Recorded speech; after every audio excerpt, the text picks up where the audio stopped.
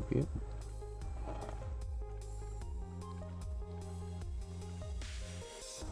Nope. Alright.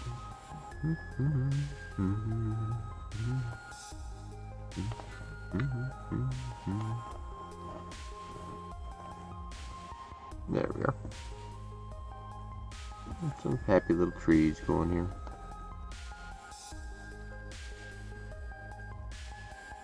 Alright.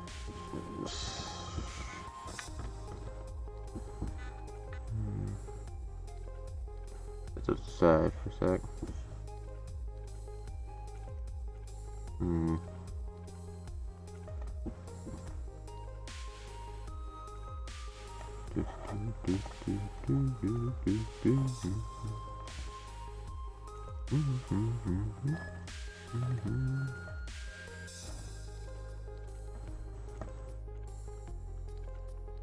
Nope. Give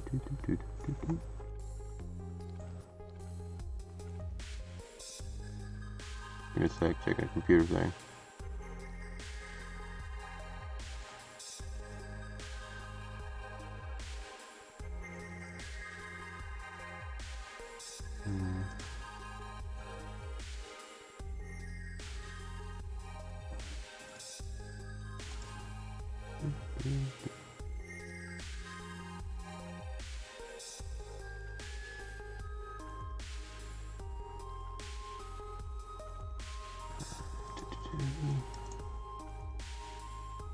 Hey, give me a sec, I gotta transfer something real quick. Alright, here we go.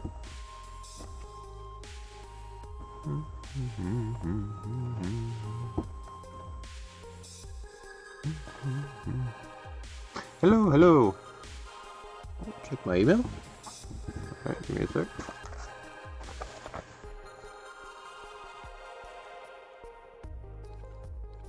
I'm still here, just give me a minute. Normally I check my emails after the stream. Things a little bit simpler sometimes.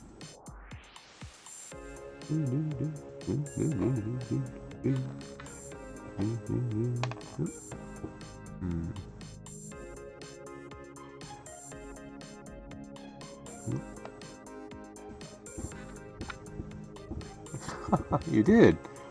Cool, thank you, very much so. Hope you didn't put yourself out too much for that, as always. Oh, cool, there we go. Always take care of yourself, guys. I appreciate any gifts and things you can give me. I will make use of it. I will. I was reading your comment, that said I talk a bit too fast at times, and I think I do at times.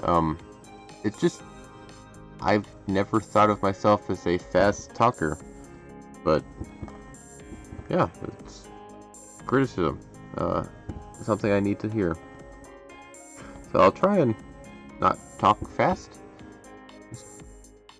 I think part of it is especially when I'm on after the time slot, after 6 or so, I try and speed it up so it gets to an end, so I can find a good stopping spot, so we're not just stuck there for however long it happens to be, or something like that. But yeah, I'll try and give it a bit more attention. If you guys have any other advice, criticisms, whatever, I am open and willing to listen to them. I can't get any better if I don't know what's wrong. No, that's not right. This puzzle is going to be something else.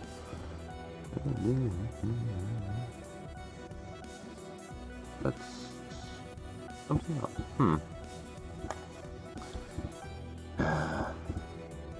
What have I started here?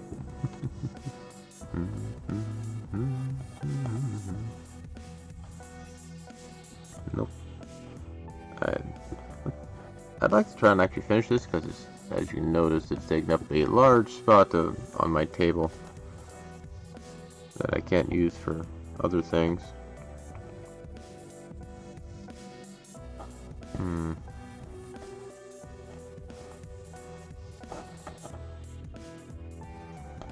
Yeah.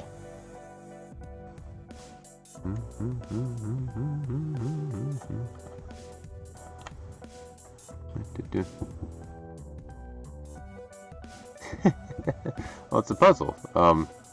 There's a lot of blue. There's nothing really particularly obvious to start with. There's a couple pieces like this one here, and I've got a couple pieces.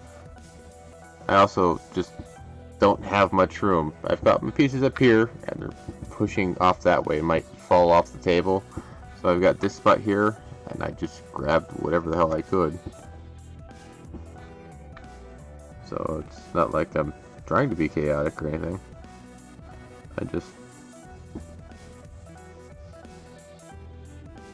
That's not right. Another one. There's a waterfall piece. That's, I think, down here.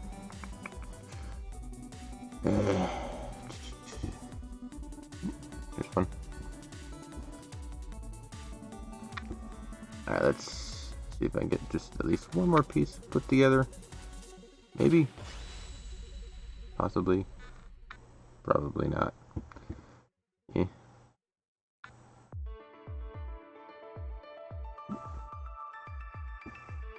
Dang it.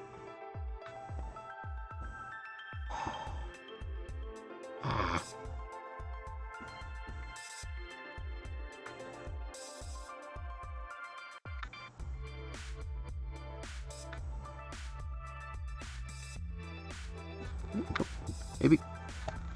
There we go. I got a piece together. Haha. I win. Yay. Alright. Start with the voice acting such and whatnot.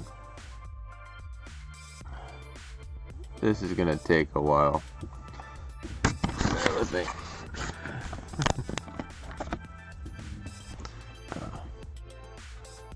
If they were just like all edge pieces, maybe I could solve it a bit easier that way, but I don't know. We'll see.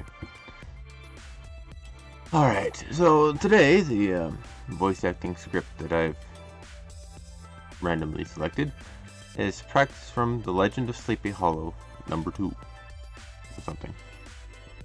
Their second one. Can you tell a good ghost story? Washington Irving sure could. Here is a cinematic confrontation and chase from his masterful Legend of Sleepy Hollow, a favorite of mine that I read to myself every October. Yes, it is lengthy, and voice actors rarely read this much copy at once, unless they're recording a book on tape, but it's good to be able to read through the longer text, to keep the words flowing and meaningful, free of hesitation or stumble. It's not easy. But working through long-form story reading can be fun and a great teacher. Yeah, there we go. We're training our brain to sort out the inconsistencies. How to get all the pieces to match together somehow in the story. Here we are. Give me a sec. There we are. One other thing. Turn this down a smidge. It was the very witching time of night that Ichabod, heavy-hearted and crestfallen, pursued his travel homewards along the sides of the lofty hills which rose above Tarrytown, and which he had traversed so cheerily in the afternoon. The hour was as dismal as himself.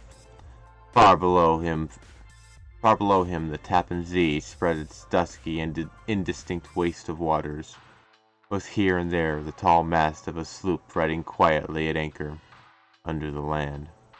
In the dead hush of midnight he could even hear the barking of the watchdog from the opposite shore of the Hudson, but it was so vague and faint as only to give an idea of the distance from the faithful companion of man. Now and then, too, the long-drawn crowing of a cock accidentally awakened, would sound far, far off from the same farmhouse away among the hills. But it was like a dreaming sound in his ear. No sign of life occurred near him, but occasionally the melancholy chirp of a cricket, or perhaps the guttural twang of a bullfrog from a neighboring marsh, as if sleeping uncomfortably and turning suddenly in his bed. All the stories of ghosts and goblins that he heard in the afternoon now came crowding upon his recollection. The night grew darker and darker, the stars seemed to sink deeper in the sky, and driving clouds occasionally hid them from his sight. He had never felt so lonely and dismal. He was, moreover, approaching the very place where many of the scenes of the ghost stories had been laid. In the center of the road stood an enormous tulip tree which towered like a giant above all the other trees in the neighborhood, and formed a kind of landmark. Its limbs were gnarled and fantastic, large enough to form trunks for ordinary trees, twisting down almost to the earth and rising again into the air. It was connected with the tragical story of the unfortunate Andre, who had been taken prisoner hard by, and was universally known by the name of Major Andre's tree. The common people regarded it with a mixture of respect and superstition, partly out of sympathy for the fate of its ill-starred namesake, and partly from the tales of strange sights and doleful lamentations told concerning it. As Ichabod approached his fearful tree, he began to whistle. He thought his whistle was answered. It was but a blast sweeping sharply through the dry branches. As he approached a little nearer, he thought he saw something while hanging in the midst of the tree. He paused and ceased whistling, but on looking more narrowly perceived that it was a place where the tree had been scathed by lightning, and the white wood laid bare. Suddenly he heard a groan. His teeth chattered, and his knees smote against the saddle. It was but the rubbing of one huge bow upon another as they were swayed about by the breeze. He passed by the tree in safety, but new perils lay before him. About 200 yards from the tree, a small brook crossed the road and ran into a marshy and thickly wooded glen known by the name of Wiley Swamp. A few rough logs laid side by side served for a bridge over the stream. On that side of the road where the brook entered the wood, a group of oaks and chestnuts, matted thick with wild grapevines, threw a cavernous gloom over it. To pass the bridge was the severest trial. It was at this identical spot that the unfortunate Andre was captured, and in a covert of these chestnuts and vines were the steady yeomen concealed who surprised him. This has ever since been considered a haunted scene, and fearful are the feelings of the schoolboy who has to pass it alone after dark. As he approached the stream, his heart began to thump. He summoned up, however, all his resolution, gave his horse half a score of kicks in the ribs, and attempted to dash briskly across the bridge. But instead of starting forward, the perverse old animal made a lateral movement and ran broadside against the fence. Ichabod, whose fears increased with the delay, jerked the reins on the other side and kicked lustily with the contrary foot. It was all in vain. His steed started, it is true, but it was only to plunge to the opposite side of the road into a thicket of brambles and alder bushes. The schoolmaster now bestowed both whip and heel upon the starveling ribs of old Gunpowder, who dashed forward, snuffing and snorting, but came to a stand just by the bridge with a suddenness that had nearly sent his rider sprawling over his head. Just at this moment a plashy tramp by the side of the bridge caught the sensitive ear of Ichabod. In the dark shadow of the grove on the margin of the brook he beheld something huge, misshapen, black, and towering. It stirred not, but seemed gathered up in the gloom, like some gigantic monster ready to spring upon the traveler. The hair of the affrighted pedagogue froze upon his head with terror. What was to be done? To turn and fly was now too late. Besides, what chance was there of escaping ghost or goblin? If such it was, which could ride upon the wings of the wind? Summoning up, therefore, a show of courage, he demanded in stammering accents, "Who are you?" He received no reply. He repeated his demand in a still more agitated voice. Still there was no answer.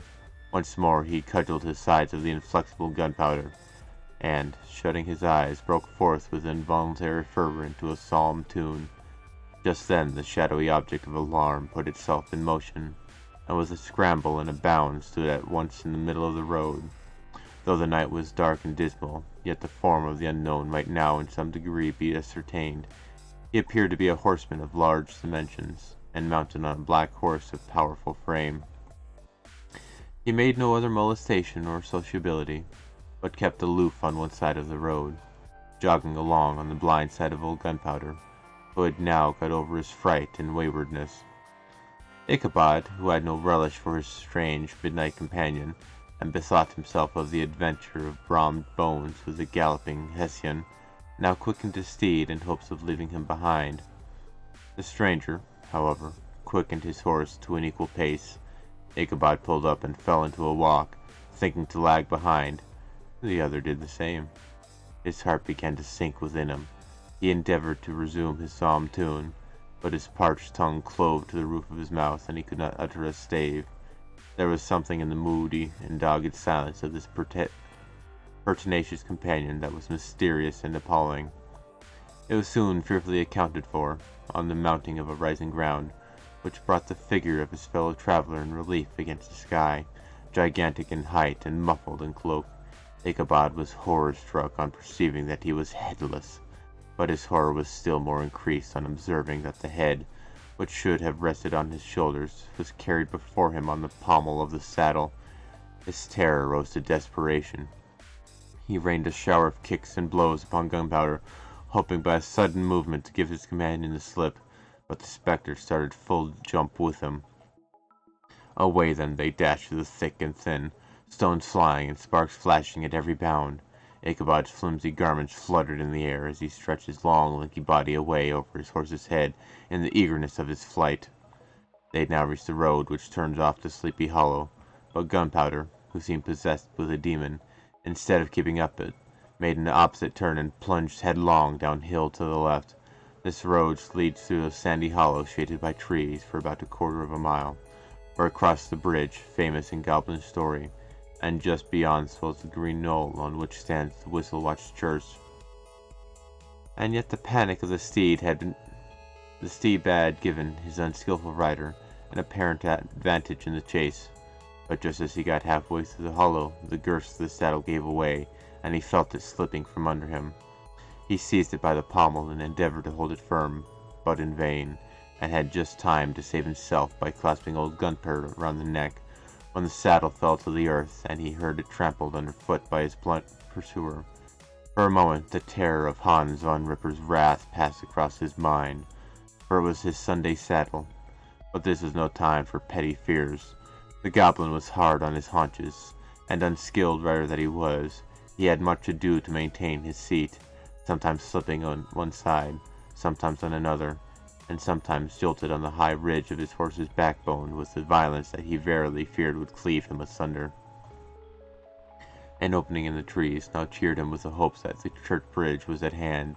The wavering reflection of a silver star in the bosom of the brook told him that he was not mistaken. He saw the walls of the church dimly glaring under the trees beyond.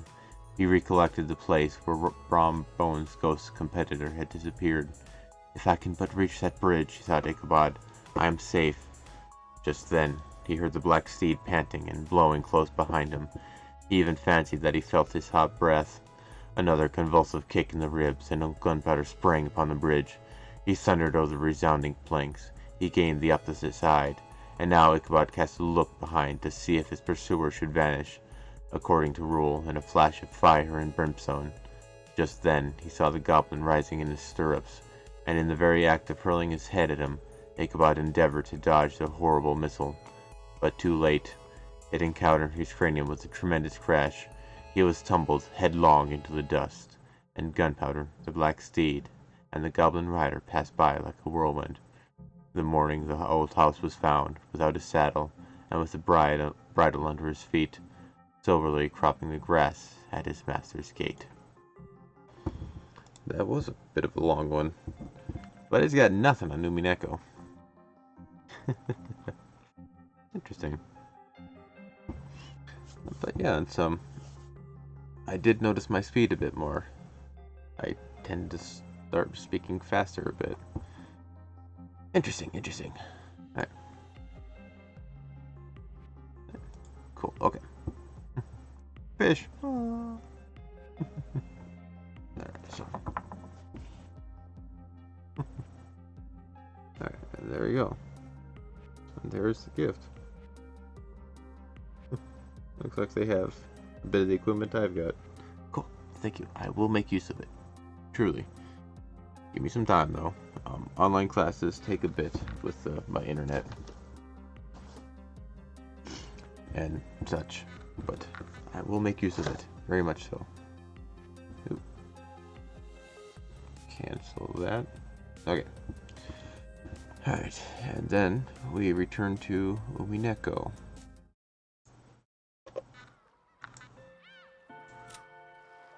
And we left off with Angie and Kasumi.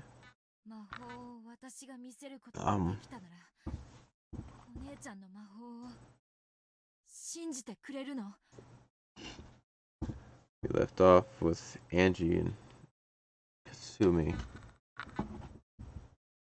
I think is the name.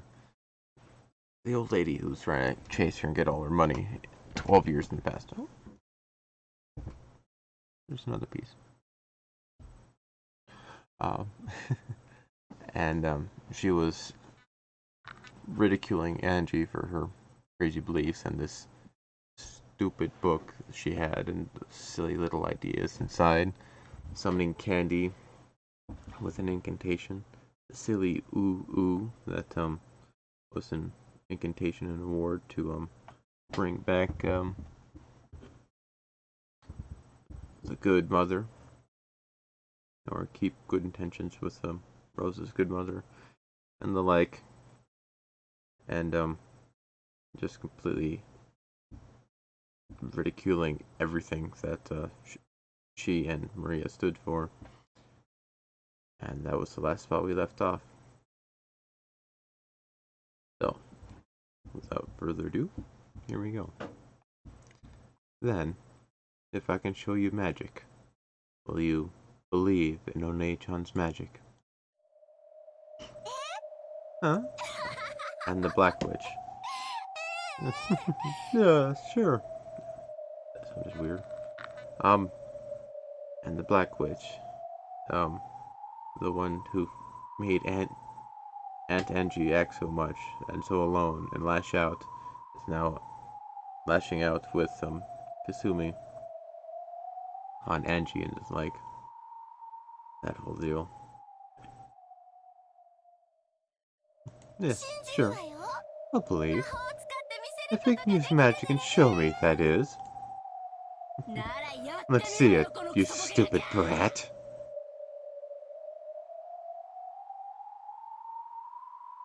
Silently, slowly, I stood up. Sensations of this cramped world, such as the pain in my body, felt truly trifling. Oh? Looks like you still got enough energy to stand up, Miss Great Witch.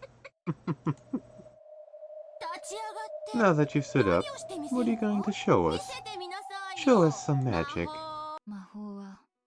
Magic exists. What? What's this kid saying? Did you guys hear that? Silence. Huh. Isn't that interesting?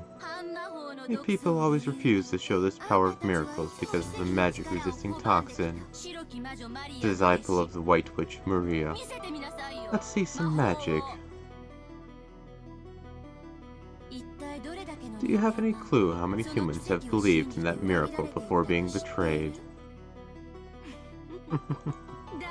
Everyone believes. Everyone is betrayed and despairs. And they learn that true magic can only be gained by the power of black witches, like me. Hitting someone with your hatred is nothing more than a sin. That isn't magic. I'll show you real magic.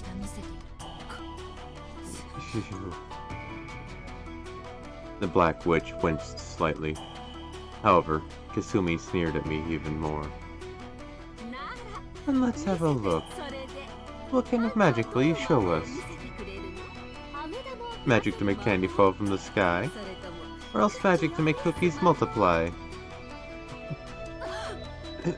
What? The instant I opened my eyes, a tremendous wind arose. What is this, all of a sudden? Come, arise. The Seven Sisters of Purgatory. Oops, give me a sec, actually. Might need to replace the battery in here.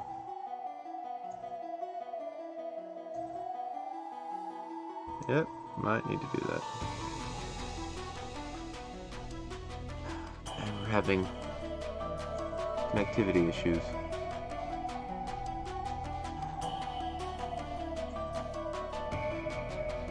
Dang it.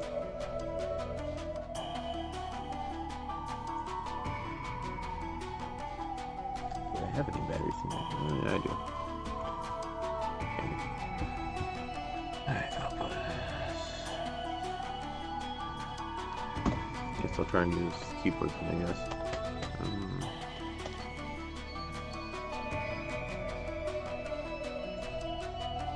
Let's try that.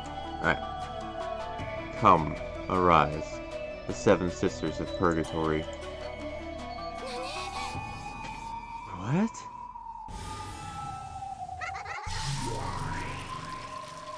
There was a flash behind me, and in an instant, 7 pieces of high-level furniture were gathered there.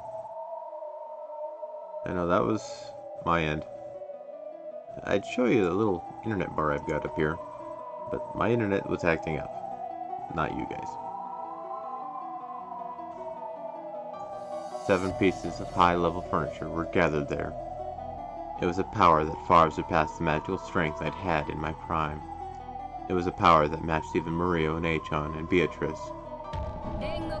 The 7 Sisters of Purgatory, right here. Angie-sama. You said it once. Because I lacked magical power and resolve, I couldn't use you or your sisters. This isn't some cheap emotion like wanting to get back at my bullying flatmates. Not quite cheap. In order to protect Mario and Achon's, Maria's sorcerer's world, I now order you to show me the miracle of magic. It's impossible. No matter what you try, for such a massive toxin. The 7 sisters also remembered what had happened in that classroom. If they could have obeyed Angie's order, they would have. However, surrounded by the toxin that runs thick in humans, they hadn't been able to display the miracle of magic. And they remembered very well how deeply that had hurt Angie. But Angie spoke very quietly. In that case, you all believe too. Huh? Mariage Sorcière was created to bring people happiness, and also to fight the Black Witch.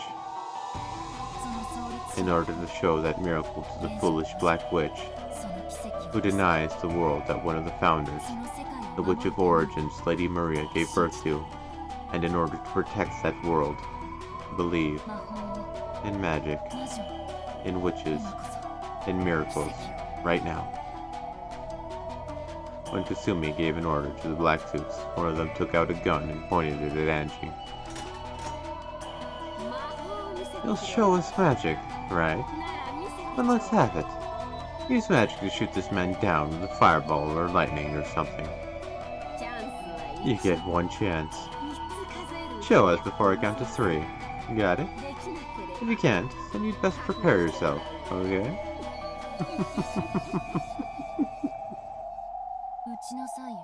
Shoot. What's with this kid? She's lost it. The Black Suits pointing the gun laughed at Angie's detached attitude. Are you serious? This girl's lost her mind. In that case, get yourself shot. If only you'd just die. Angie, it's impossible. You can't block bullets with magic. No. There's nothing to be afraid of. Compared to my magic of the 7 Sisters of Purgatory, bullets are nothing. Angie-sama. Mammon was perplexed by Angie's absolute trust. If she could comply, she would have, on that day as well. But, because she had been unable to do anything, she had hurt Angie. You brat. If you can use magic, let us have a look right now. What's wrong? We're telling you to show us magic, right? Come on, no need to hold back, okay? Boom. Show me some magic. The black toots jeered at her, but Angie simply contemplated her mind in silence. If only you just shoot. He's even telling you to try and shoot, you guys. This kid's already lost her mind from fear. Bye-bye, Angie-chan. Go and pretend to be a witch as much as you want in heaven. Fire. You sure? Fire. Die, Angie. If you can do it, then give this magic of yours a try. The black suit cocked the gun and, sneering, pulled the trigger.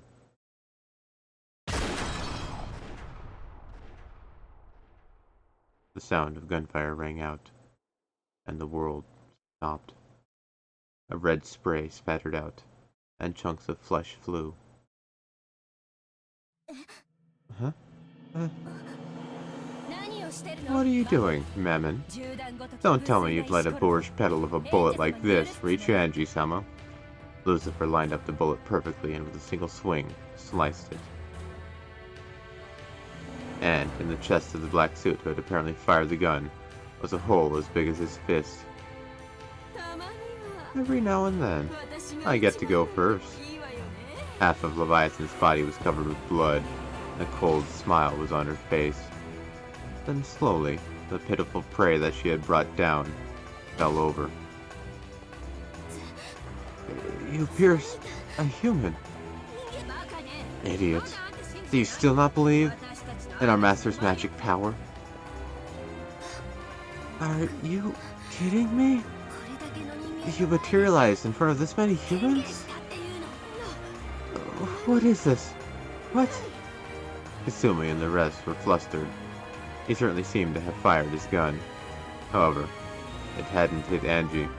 And why was the person who fired her instead? This is magic. Good job, Leviathan. I'm most honored. You foolish humans who dare oppose our master. Now is the time of judgment. Prostrate yourselves. Why? They shouldn't be able to bring magic into the world of humans. They shouldn't be able to see magic. They shouldn't be able to be touched by magic.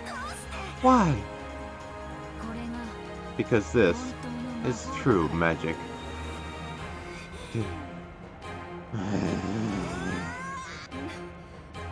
What are you people doing? Kill! Kill! One of the black suits who had finally come to senses took out his gun, readied it. Like I'd allow you to disrespect of pointing a gun barrel at our master. Die. Those words were a requiem. The man's chest had already been pierced by Lucifer, who had become the stake of pride in an instant. Thump. With the sound of the second person falling, the black suits now realized for certain that their lives were in peril. Save me! The instant one of the black suits doubled over in shock and turned on his heels to escape from that place, the stake of sloth.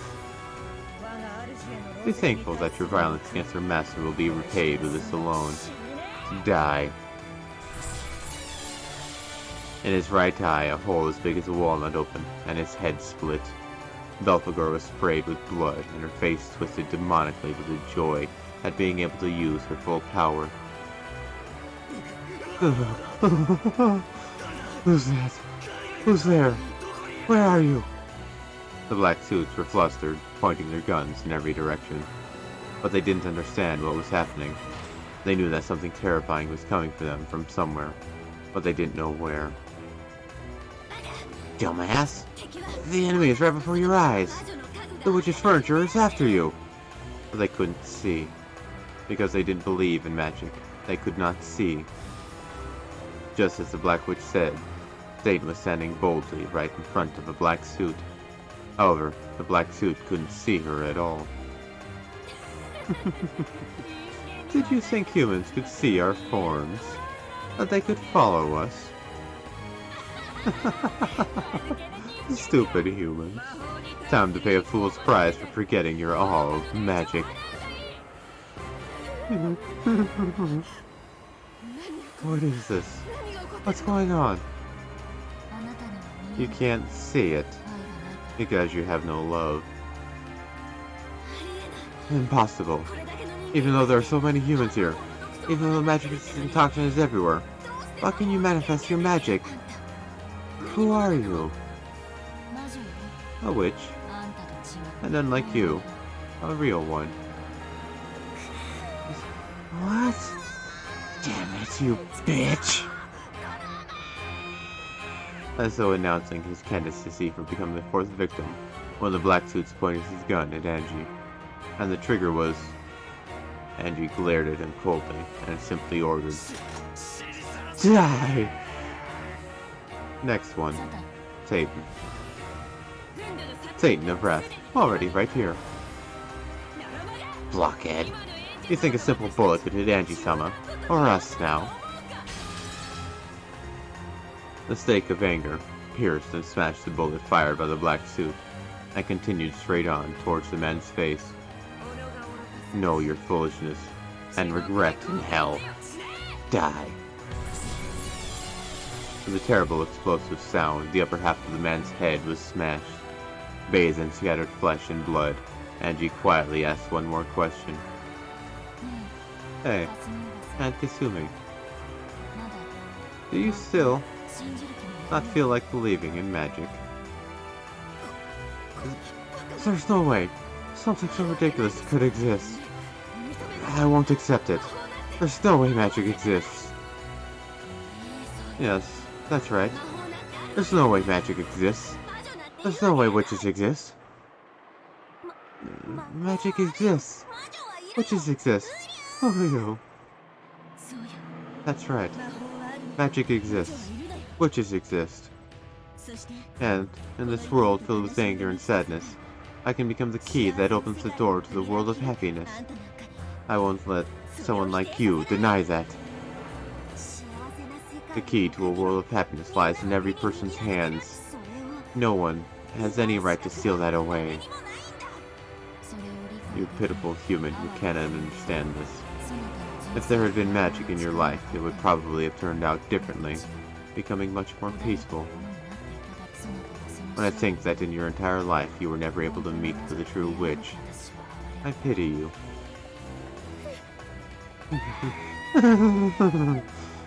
Kasumi let out a piercing scream. At the same time, two of the black suits came to me at once, thrusting their guns at my head. Like they were trying to use magic to use me as a hostage against something their eyes couldn't see. Against the seven sisters of Purgatory, who had now reached the level of weapons, this was completely pointless.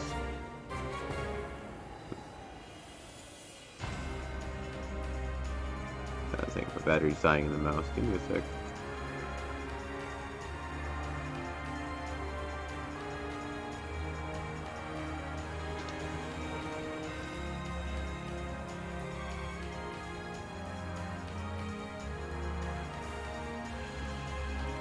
Stream's acting up, not just you guys.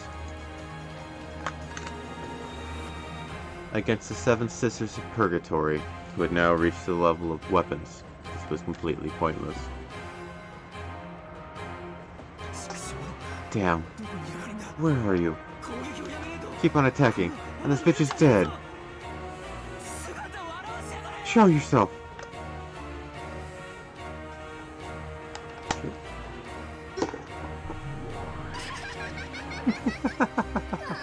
What the hell is he saying? And his guts look tasty too. Angie-sama, leave the next one to me. Go ahead. Kill him. Internet.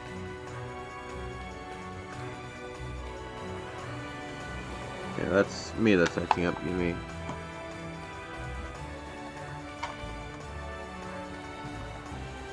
There's something.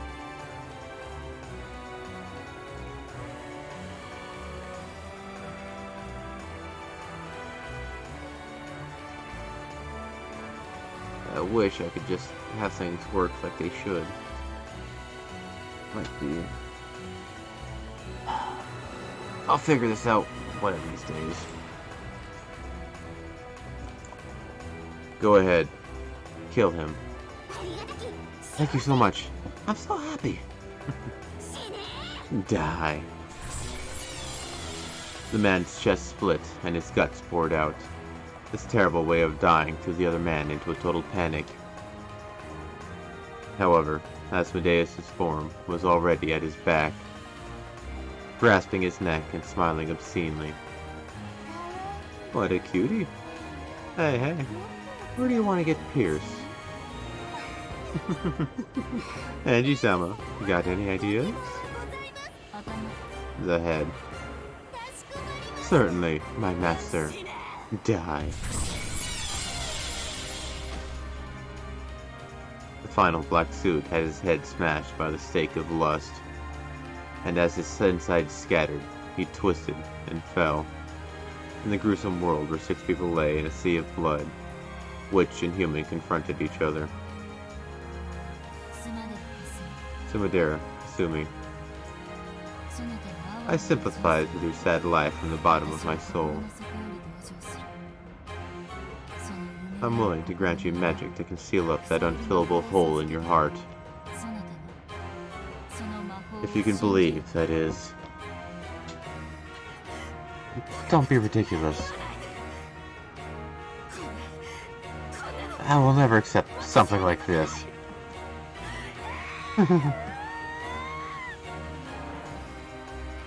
As Kasumi, who was scared out of her wits, stepped backwards, she picked up a handgun that someone had dropped. Then, shaking, she pointed it at Angie. That's right, Kasumi. Shoot with that gun. Turn your hatred into a bullet, and shoot. I'll kill you. I'll kill you. If I don't kill you, I'll never be paid back for the life I've lived. Yes, kill. Pull the trigger. Take all of the anger and pain from your shabby life until now. Use it all against her. If you don't, you won't be released from your pain and anguish. Stop it, Aunt Kasumi. You mustn't listen to the Black Witch. I'll kill you. I'll kill you. Because of your mother. My entire life has been a wreck. In that case, my magic might be able to turn that life into something bright and peaceful, bit by bit, starting now. If you can believe in magic, and just have a change of heart, I'll be able to open the door to a new world for you. There's no such thing. The salvation she speaks of is obviously just some fairy tale. Your life is going to be covered with thorns until you die anyway. Let her hear that cry of agony. You can't regain anything that was lost, right? Sumadera Kasumi? That's right. You might not be able to regain anything. However, I know that you'll be able to create something new. So, Aunt Kasumi, throw that gun away. I might be able to teach you too, about a world of happiness.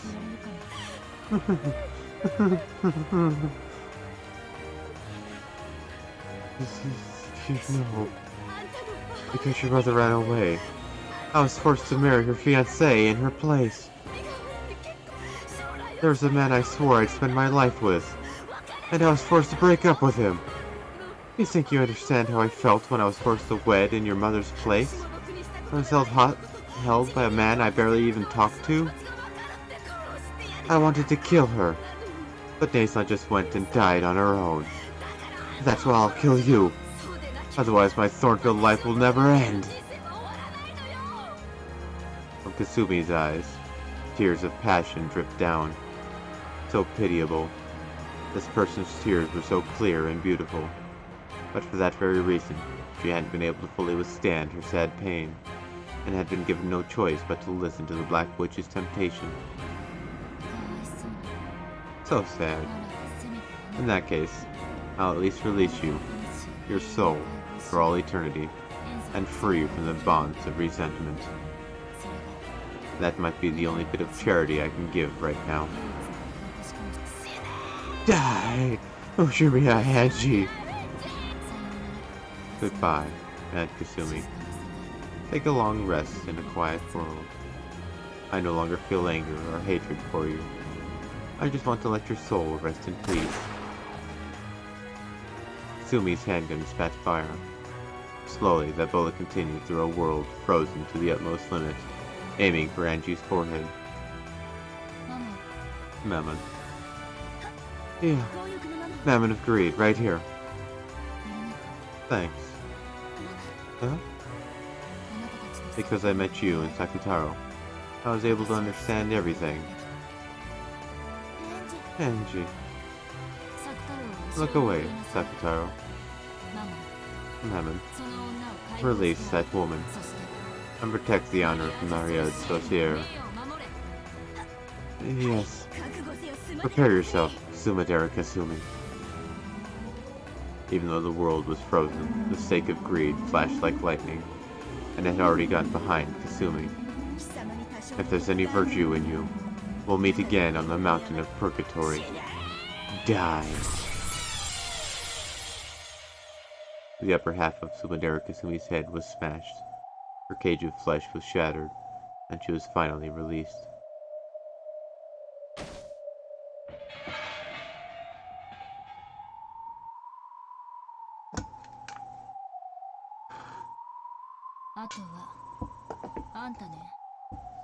Next is you, the Black Witch. By now, I think even the fact that you look like Aunt Eva is inexcusable to her.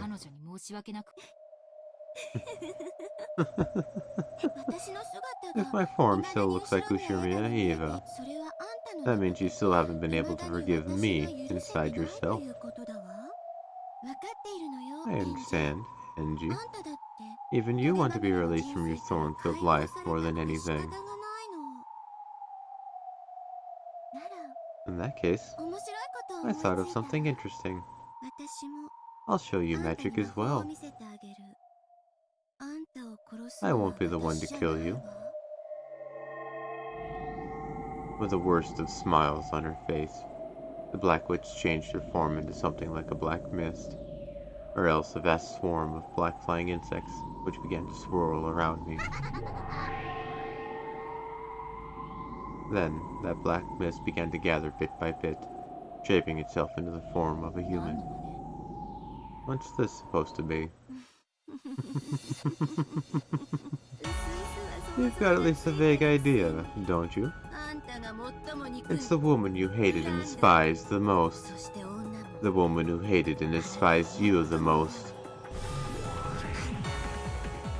Hello, hello. When the black mist cleared, over there was Aunt Eva's form, as she had been during her life. Her hands were holding a gun. Aunt Eva died. Long time no see, Anji. I've come back from hell to kill you. Aunt Eva glared at me with a mad laugh. But I'm not that surprised. Aunt Eva was that kind of person. I imagine my funeral came as quite a relief to you, right?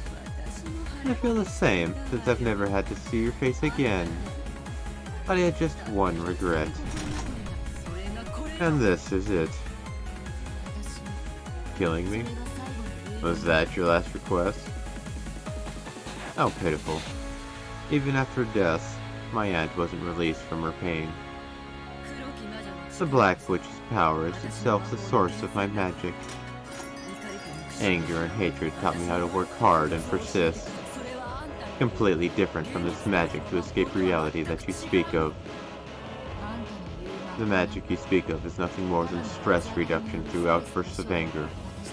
Our magic is different. It can remake the entire world. It's in a totally different class than your wicked magic.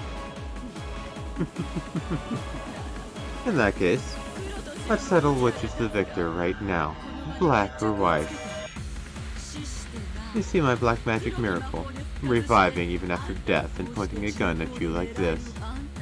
How exactly do you intend to stop that with a miracle of white magic? I've surrounded you with a magic-resisting toxin. You can't call the Seven Sisters anymore. That miracle just now won't occur again. Having it occur despite all that is why it's called magic. Okay. Mammon, lend me your power. But Mammon didn't respond. She didn't appear. Certainly, as she'd said, the magic-resisting toxin had burned everything up like a wasteland parched by a blazing sun. This might be a little tough. It's useless to call out. Never again. The Seven Sisters of Purgatory will never answer. And being able to call them even so is what makes it magic, right? How pitiful. So long, Angie. The few days we spent together were fun in their own way. This is goodbye. Aren't you glad that the end of the line for you turned out to be this place? Yeah, seriously. How thoughtful of you. Thanks. Then this is farewell. The barrel of the gun rose slowly, so that you could see all the way down it. Then, the trigger was slowly. At that moment, the gun exploded. It wasn't that it fired. It burst. You're kidding me. In shock, inside a frozen space, Eva looked at the ruptured gun. When time melted, the fragments would probably smash into her face all at once. Mammon agreed. Right here. You're kidding me. Behind Eva's back, Mammon stood. She had already penetrated the target I had given her, which was the gun. Is this enough magic for you, Aunt Eva? Angie.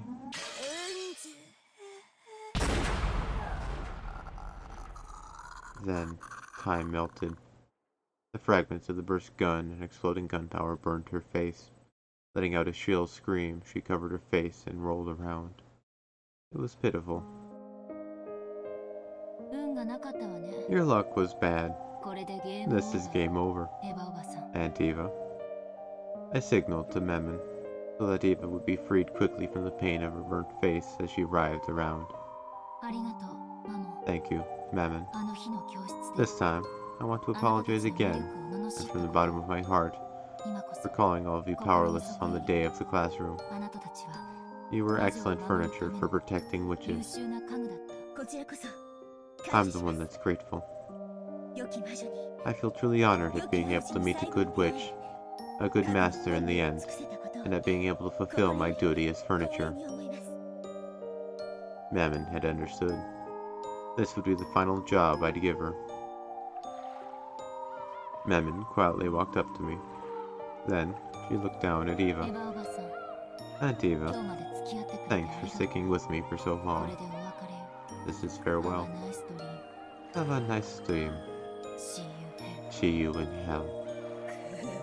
Cool. Then, the light sound of her forehead being bored into rang out. The battle of gunpowder smoke and fury of white and black magic ended. I get the feeling it was a long, truly a long journey, and the world slowly sank into darkness.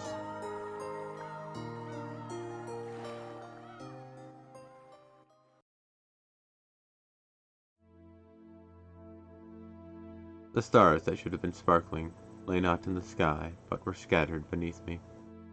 When I realized that the pearl and ruby made a red and white stream, I noticed that it was a vast nighttime scene spread out below. I was in the sky of that nighttime scene, neither standing nor flying, but simply floating. From nowhere in particular I could hear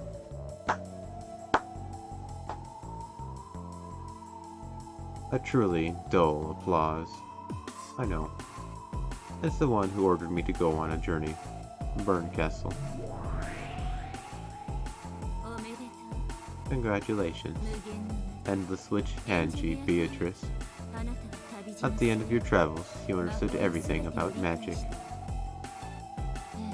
Yes, I now understand everything about magic.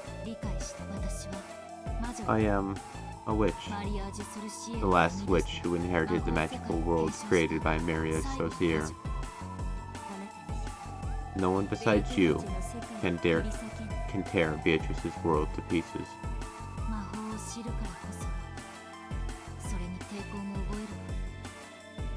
Because I know witches, I learned how to resist them.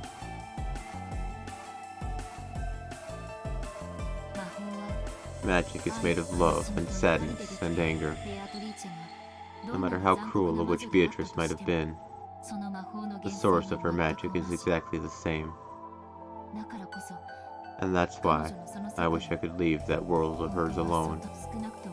After all, in her eyes at least, that world is complete.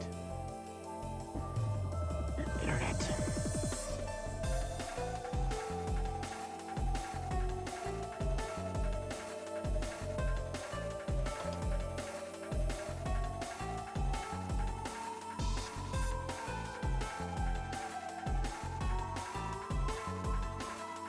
I don't know, guys.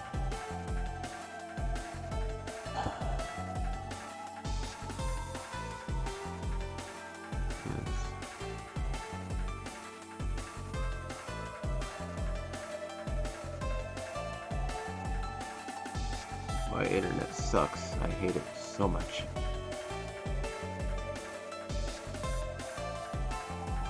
I'll just keep going because it's all I can really do. After all, in her eyes at least, the world is complete. But then, you'd have to give up on your family. That's right.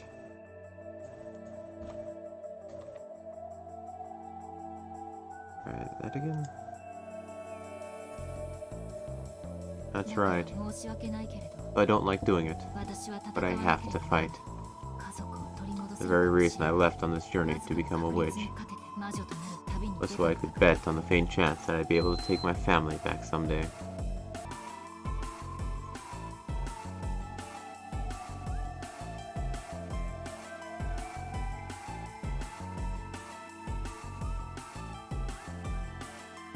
Okay, hopefully that'll fix something.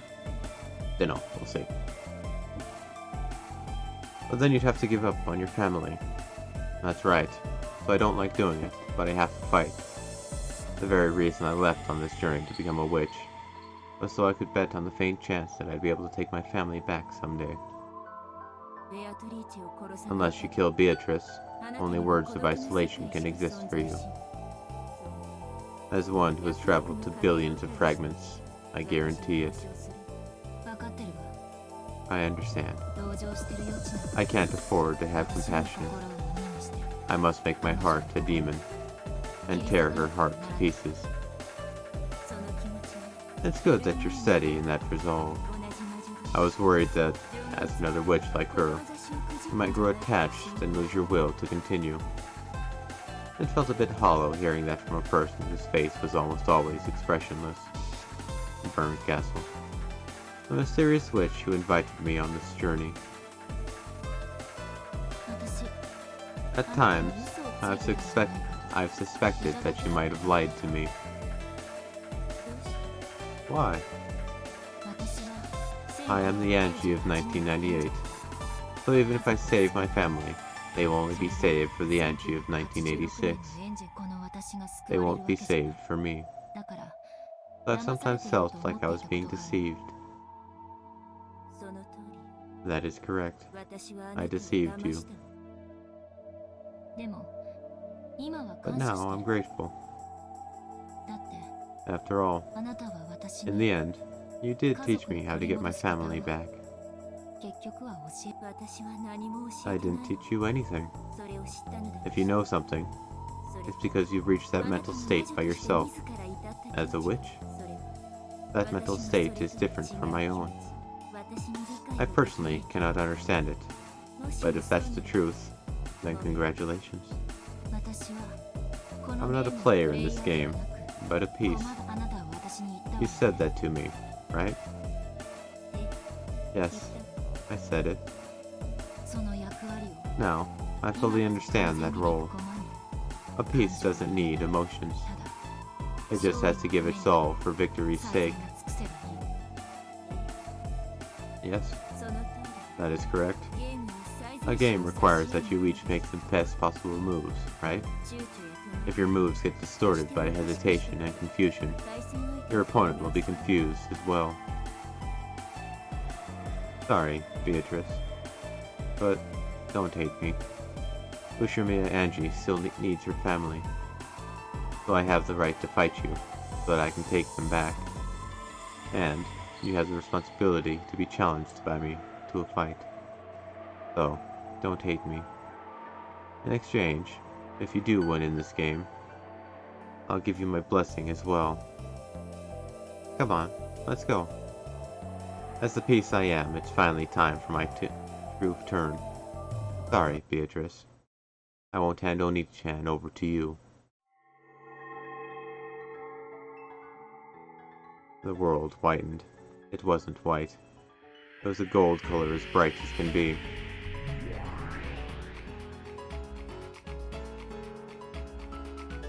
There was the beautiful Ushimiya family rose garden. However, the flowers on the roses were all gold. The nectar was also gold-colored. The butterflies gathered there were gold as well. This is the Golden Land, the promised land that the witches of Maria Sorcier had finally been guided to. There, all wishes were granted, and magic and dreams are born.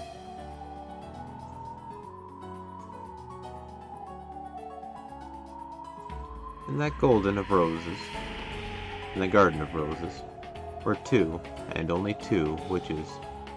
I appeared as an uninvited guest, making that atmosphere tremble with unrest. What was to them a wind of misfortune shook the golden roses. The incredibly beautiful scene formed by the golden rose petals scattered by the wind was clearly something not of this world. The two who had been taking a walk on a path of golden roses noticed me and were surprised. Angie? Beato, it's Angie. How did you get here? Leave us alone. I shall no longer invite anyone here. Beato spoke coldly. She seemed like a completely different person from the boldly sneering woman she had once been. She had closed off her heart and shut herself up in a world where she was alone with Maria Une-chan. A world where she could always be alone with a friendly Maria Une-chan, lecturing about magic while drinking tea, with no one to hurry them and nothing to hold them back. A world where not a single person who might hurt them existed. Yes, to the two of them, it was a small, perfect universe. Sorry, I can't have you shutting yourself up in here. We can't continue the game unless you come back. I said I stopped because I tired of it. I will not return to the game again. Beato will always be here with me. Here, we'll drink tea together, and think of lots of ways to play. You can play with us too, Angie. Maria, I believe I said that mustn't happen. I am satisfied as long as I have you alone. Say that you too are satisfied, as long as you have me. Yeah, thank you. The only person who needs me that much is you, Beato. I'll be with you. Just us is enough. Maria, thanks. I am grateful. Beato held Maria tight, even creating a small, warm universe between their joined arms.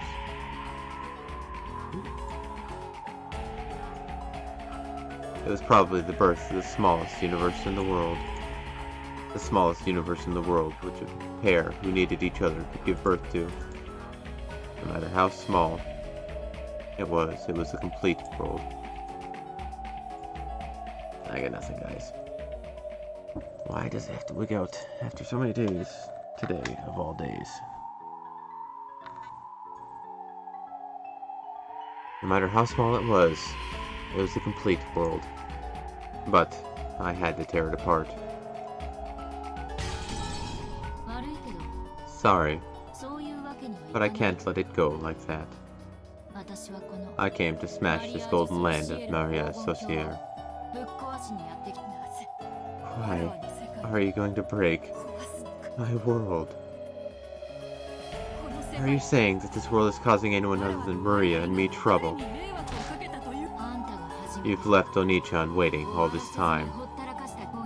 In a game you've started, and then abandoned without finishing.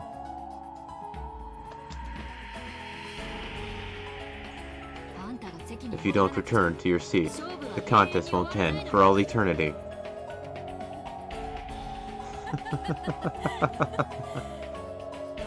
There's no longer a single player in that game. Battler vanished, and I did as well, coming here. That game is already over. It isn't over. You started the game, right? Take responsibility and see it through to the very end. Will you defeat Battler and give birth to the world you truly wished for? Or will you be defeated and everything swallowed up by your magic released? Take responsibility until the very end. Don't, Angie. Beato spent her time in this world, alone with me for eternity. And I don't need anything else, as long as I have Beato. Here, all wishes are granted. Everything is here. This golden land is made up of nothing more than the crystallization of Beatrice's and Maria Onei-chan's thoughts. To drag Beato out of this world, I'm going to have to destroy it. I will destroy this golden land, which must be a final, peaceful world in Beatrice's eyes. Onei-chan, that's wrong. This golden land is a liar. It won't grant the one wish you truly want granted. That's not true. Anything can be granted here. Look, there's even a nice mama here. Gold butterflies gathered behind Maria, forming into a kindly smiling Aunt Rosa. After smiling sweetly at me, it became golden petals and crumbled.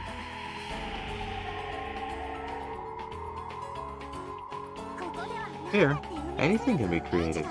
Even Angie, even Battler, even George Onei-chan, even Jessica Onei-chan. You can summon as many as you want, and everyone is nice. You come too, Angie, and let's play together. Sorry, Onei-chan. And what about Sakataro? Upon hearing Sakataro's name, Onei-chan looked like she was choking. Stop it. Do not speak that name. Beato's expression changed as well, and she hugged Maria, guarding her shoulders. Sakataro's name was still taboo for Onei-chan. Why can't I say it?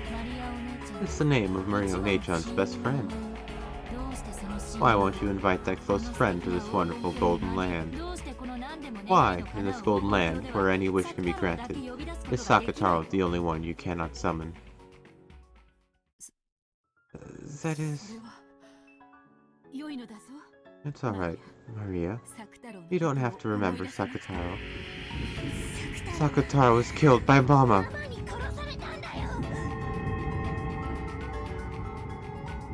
Maria Onei-chan flew into a rage with a terrible expression on her face. Surprised by that voice, the butterflies of the garden flew up, blowing around like a typhoon of flower petals. Yes, I know. Aunt Rosa took your precious stuffed animal, Sakataro, and tore him apart.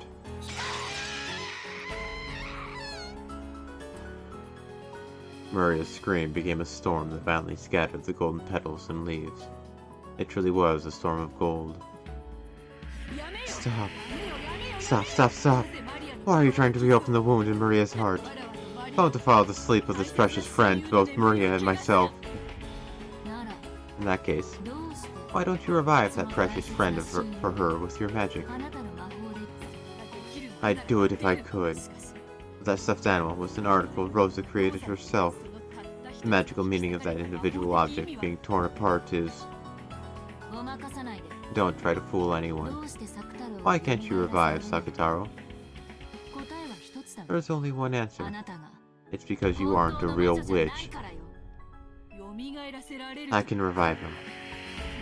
With my magic, I can revive him as often as I want. Like this. I could even bury this garden in Sakataro's. Yeah, I'll bet you could, with your magic.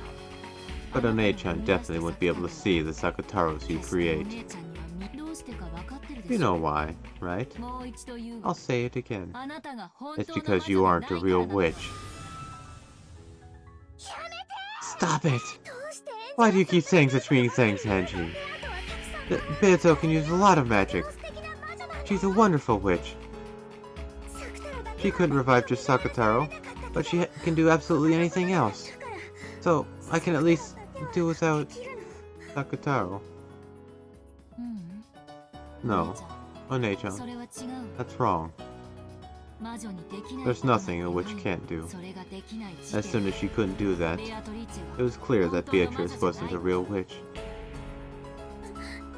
That's wrong. It's because Sakataro's stuffed animal vessel was something Mama made specifically herself, and that's why she can't revive him. Miss Beatrice's her magic so inconvenient. In that case, are you saying you can revive Sakataro? Are you saying you can do that with your magic? I can. What? Maria One-chan, I'll show you some real magic. I'll revive Sakataro for you. Really? Even Beatrice can do it, right? Really? Yes, I can. In exchange, promise me, once I've revived Sakataro. Yes. Leave this golden land.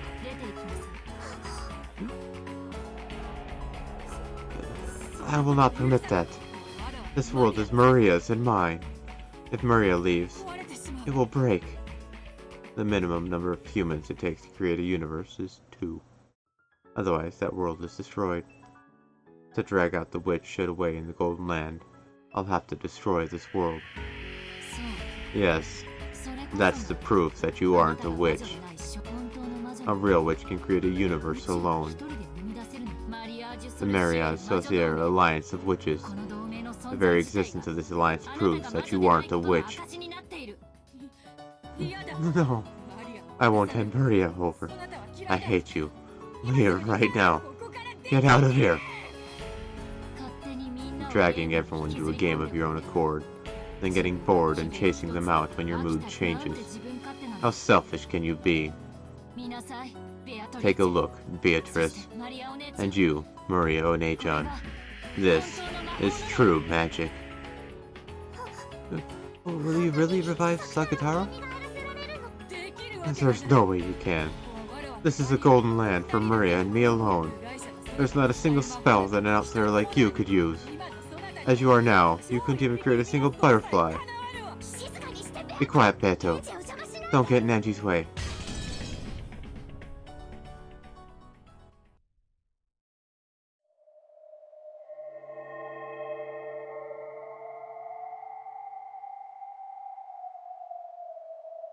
When Maria yelled, the storm suddenly stopped, and the area returned to silence. The scene, as a massive number of golden petals that had been blown upwards quietly drifted down, was fantastical, as though a golden snow was falling.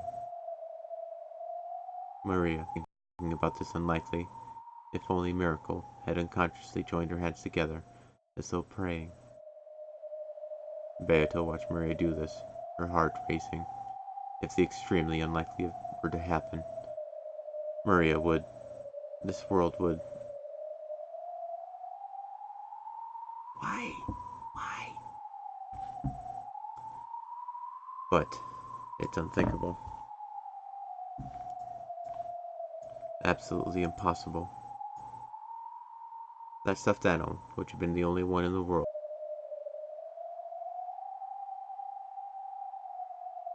Okay.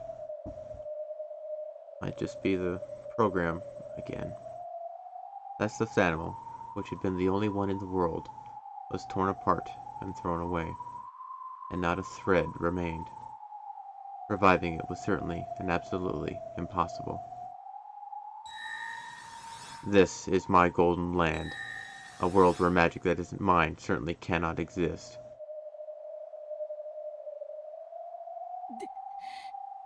If you think you can do it, let's see what you've got. Ushirmiya Angie. At Beato's scream-like cry, the world lost its sound. I slowly recited the incantation for true magic. Come, try to remember Maria's close friend, Sakataro. Try and remember what form you had. Try and remember what a lovable stuffed animal you were. Huh?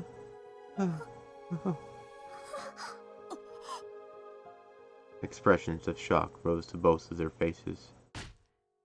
Then, pushing Beato's elbow aside, Maria dashed forward.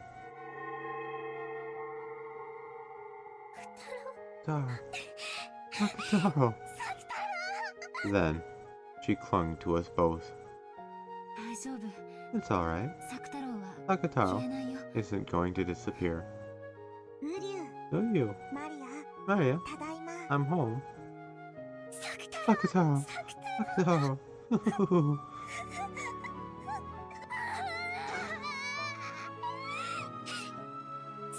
Sakataro! I wanted to see you so much. It was, without a doubt, that stuffed animal lion, Sakataro. Its softness, its texture, its stitches, its everything, Maria had forgotten. But, the instant she hugged that stuffed animal, it all came back to her vividly.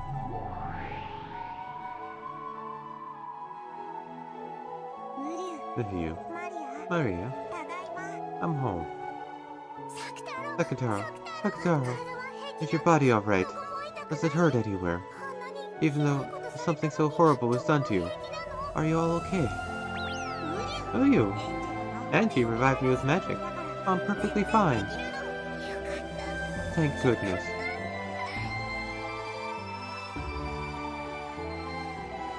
There it is.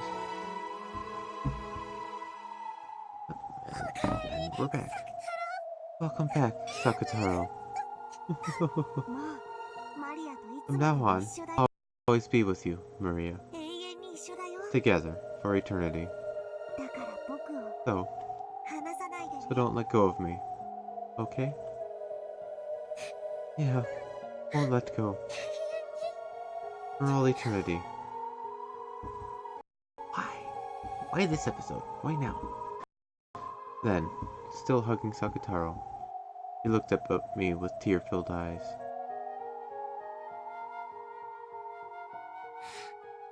Thank you, Angie.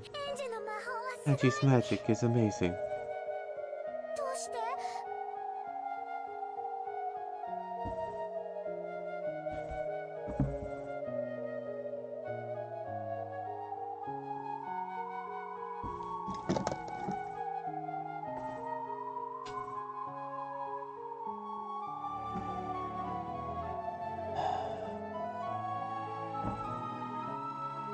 Just work normally, like you have for the past month. Why today? Thank you, Angie. Angie's magic is amazing. How? How can you revive Sakataro when Beato couldn't do it? Impossible.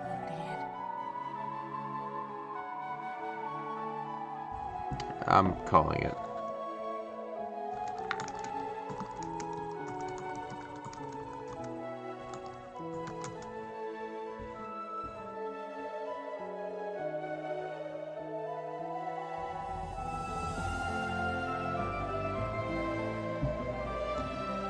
I'm calling this. I can't...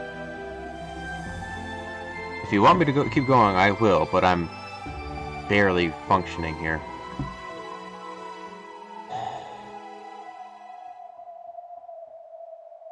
Why?